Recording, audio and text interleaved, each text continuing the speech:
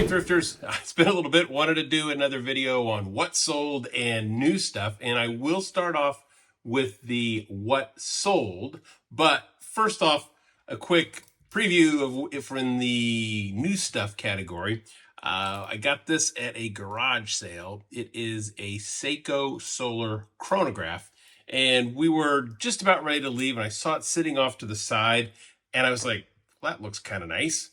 But I don't want to look it up because garage sales, it always seems kind of rude to, like, when there's a person sitting there, you're like, let me see what that's worth, and break out your phone unless it's really busy and there's a lot going on. And this wasn't. It was just my son and I, Evan, and the garage sailor.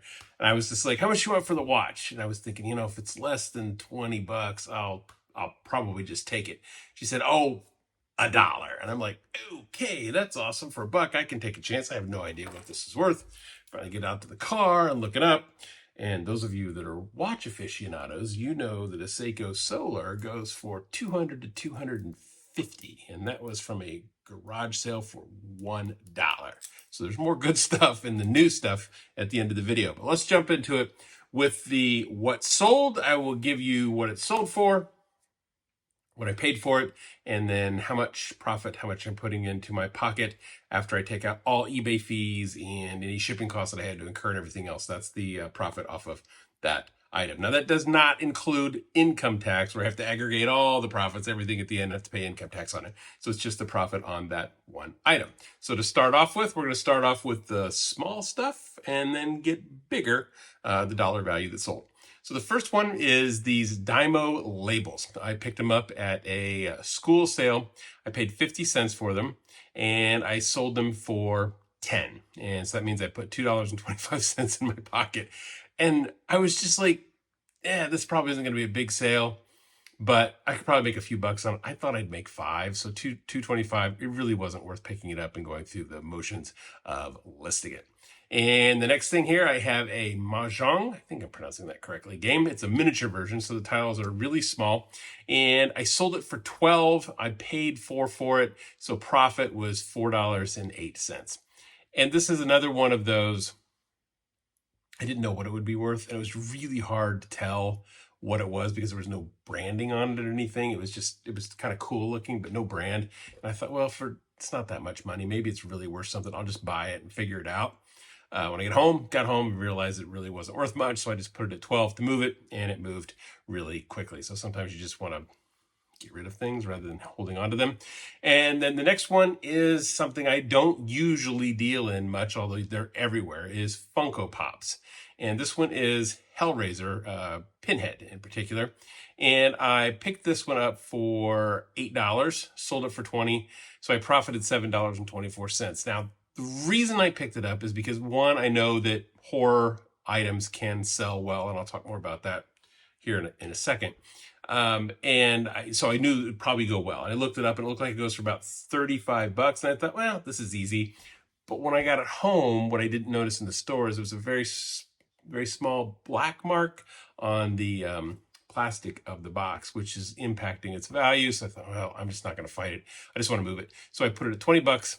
And it sold relatively quickly. I picked up another Funko Pop too, a Austin Powers Dr. Evil for $8, and that should go for, I think, about $30, although I haven't listed it yet.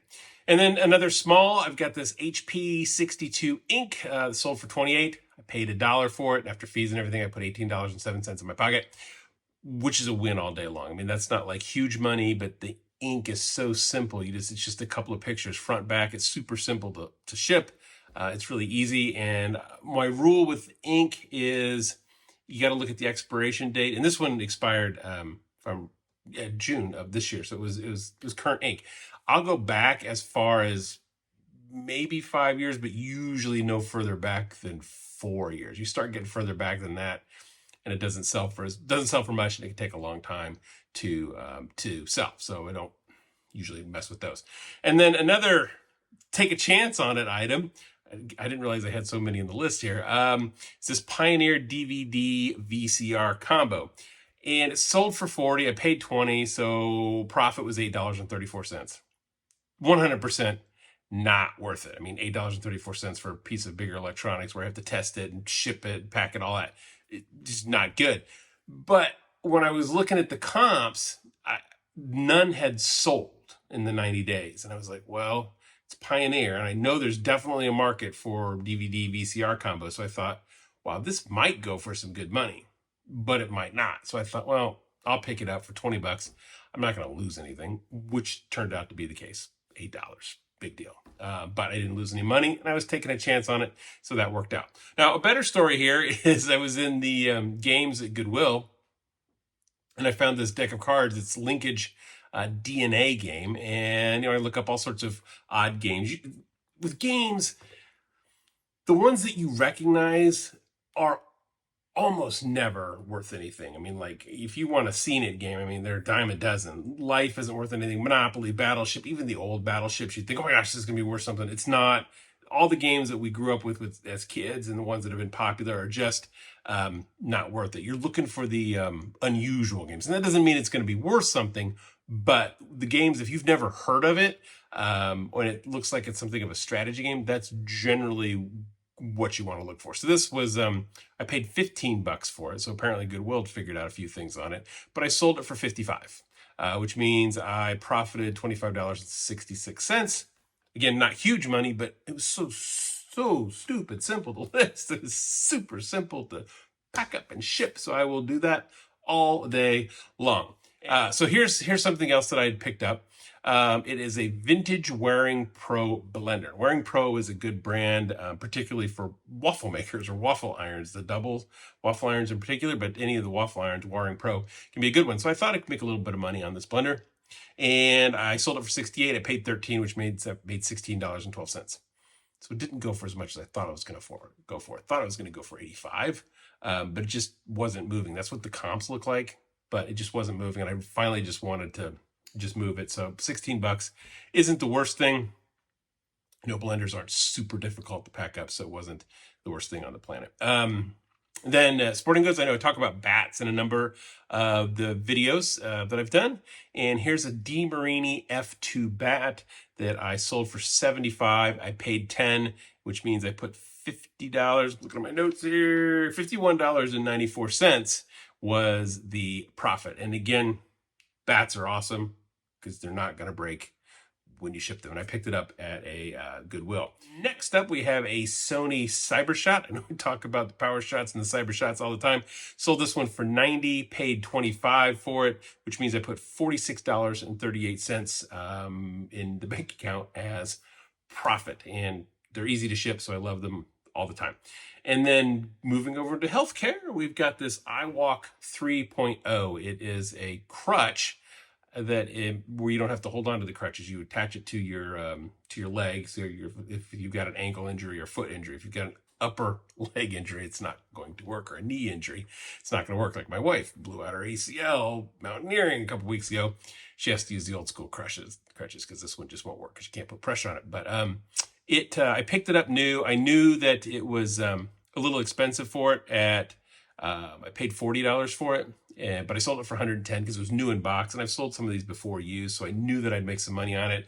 And I ended up with it's $35.01 was the profit on that. So not fantastic profit, but again, it's easy. So you have to take that into account. It's brand new in a box. I just shipped it, slapped a label on the box, and off it went, and all was well. And then the next one in the list is the Sony Handycam, and I bought this at auction in a lot of small electronics for 52 bucks. There was a bunch of things in it that weren't worth anything. They were just junk, some microphones, some accessories for printers.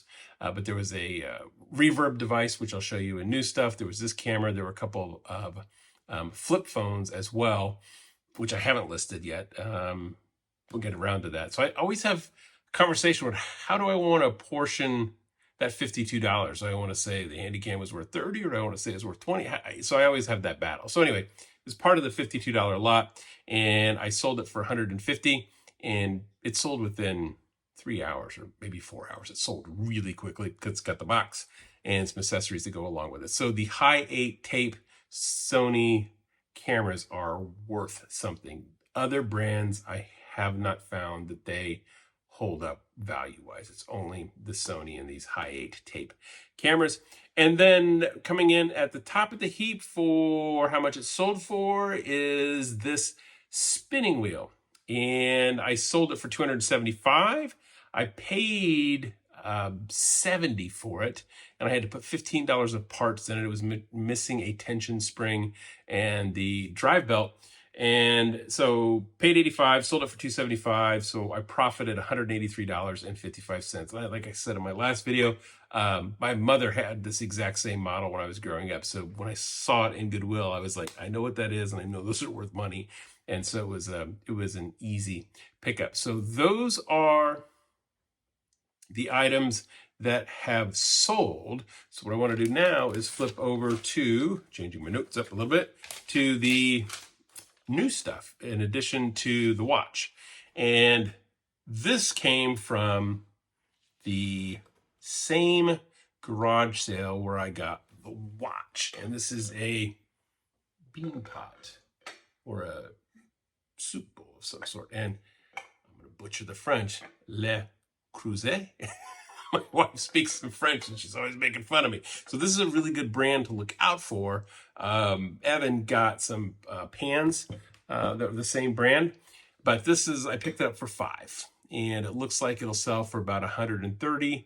Same place that I got the watch. So some good deals were had there. Now the challenge with this is you got to make sure you pack it up really, really well, or it's not going to make it. Next thing is the reverb device that came in that lot with the Sony Handycam.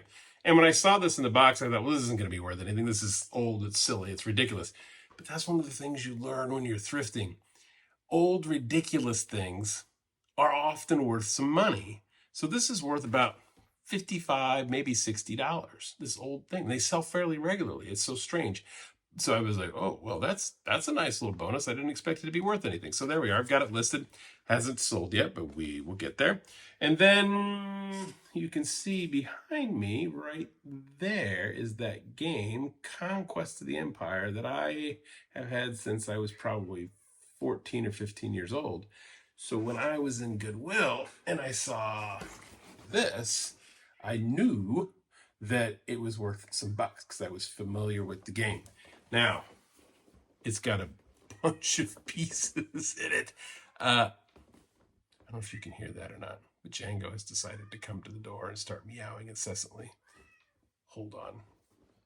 All right, so back to the game. I knew it was going to be worth some money because I had one as a kid.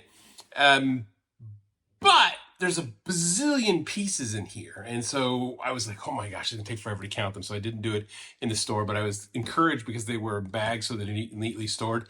And it took me an hour and 10 minutes when I got home to count all the pieces. And there was only missing 2. And they weren't too terribly important, like a short road piece and then a soldier one. So in order to complete it, I just rated my set to complete this game because it really doesn't hamper the game at all to be missing those 2 pieces. So this will sell for about $85, and I think I paid $7 for it. So we'll see how long it takes to move. So keeping with the game theme, back to horror. I said I would talk about horror, and here's this, Mansions of Madness. It's a horror game. It also had a whole bunch of pieces. But I bought it for $15, and it looks like it will sell for about $110 to $115 because it is complete. Had all of the pieces, which was absolutely amazing and stunning that it had all of them. So there's that. And then at another garage sale that same day, picked up some golf clubs. And I talk about bats all the time, but I don't talk about golf clubs as much. And so if you don't know anything about golf, brands to look out for, you can see that one of them is Callaway. Callaway and Ping are good ones to find. So there were 3 clubs in this bag, and I almost passed it up, but I thought, so I came back to it. So this is the Callaway Epic Max. I think it's the Riptide. Yeah, Riptide. And so this club will go for about $150, just this club right here. There was another one that is the Rogue. It's a 3-wood, 10.5 degrees. It'll go for about $130. And then there was another Callaway 3-wood as well, but a different line of clubs that'll go for about $150. So somewhere in the neighborhood of over $300 in clubs, and I paid $20 for all of it. And it was another one of those situations where I was like, well, I think these clubs are worth something, but I don't know. I don't want to pick them up. And he was asking 30, and I said, can you go a little lower? And he decided to go at 20, but that was after we had the conversation, because I went to my car. I looked them up and I came back and I said, I've changed my mind. I think I do actually want to buy those clubs. He's like, were you over there looking how much they sell for? I'm like, yeah. And he's like, yeah, they'll sell for something. I just don't want to mess with it. I don't have the time for it. And he was 30. And I said, well, can you do 20? And he was like, yeah, sure. 20, just get him gone. So he knew there were some money. We picked him up. And the other strange thing that happened at these exact same yard sales, I've never seen anything like this happen before. He's a nice guy, but Evan had found a rock band set. It had the guitar and the drums. And so we know those go for about 150. And it was no price tag. So Evan was like, hey, would you take 40 for these? And he goes, oh, no way. Like, I'm like, oh, it's going to go down. He's like, that's too much money. How about 20? Like, okay, sure. So he picked up this rock band set that he's got listed for $20. So that was an interesting experience at the golf clubs guy. And then hold on, got to pull this right here. This is a Yamaha CD player. It's the C600. And I picked this up at Vinny's, $30, and it looks like it goes for about 150. And so it's a newer, excuse me, disappearing off the camera. It's a newer model than some of the ones you usually run across when you run across these 5 discs. Those can be worth money, the 5 disc CDs, just depending on which ones. So I picked that up at St. Vincent's. So you're looking for Yamaha, Sony, or the main ones we're running into that are worth something. Teak could be worth something also. And then cameras. I always have cameras. So I've got a few more here. I've got this Pentax KR that I picked up at Goodwill for, what was it, $15? And I don't usually find cameras like this. I only usually find the point and shoots at Goodwill, but they wanted 15 for this, and it looks like it'll go for about 150. I've got a battery on order, so I don't know if it works yet. We got a battery coming. And then I've also got this A590 here that I picked up at Goodwill for $15, and it looks like it will go for, how much did I say it would go for? I gotta consult. Yeah, about 55 to 60 for this one. Always like the Canon Power Shots. Here's another Canon Power Shot, the A710. See the shroud there, it's got a problem. So I knew they had issues. They wanted $15 for it, but the lens was sticking out, and so didn't have a battery. When I popped it open, it was corrosion. Let's see if I can, you gotta, when you're looking to buy cameras, you've got to look to make sure there's none of that business. Now, oddly, it still worked. So I went to the management and I said, hey, look, this thing's got a bunch of corrosion. I don't know if it's going to stay working. This lens is popped out. The shroud doesn't work. And he's like, oh man, he's like, how about 99 cents? I said, yeah, 99 cents is great. It would go for about 70 if it was in good shape. I think I'll list it for 30 because it does work. It's completely functional. $30. I won't call it parts, but I'll have to stress, read the description because it's got some issues. And then I picked up this Sony CyberShot right here for $20. They went up a little bit in their price on these little point and shoots. And this is the, let's see, it's the DSC WX50. But it looks like this one will go for somewhere around $100 to $115. And it works great. There's minimal scratching on the screen. That's like one of the things you need to check out. Make sure there's no scratching. And then I also found at Goodwill another Sony Handycam. And this one is the CCD TR15. It'll go for about 130 to 150.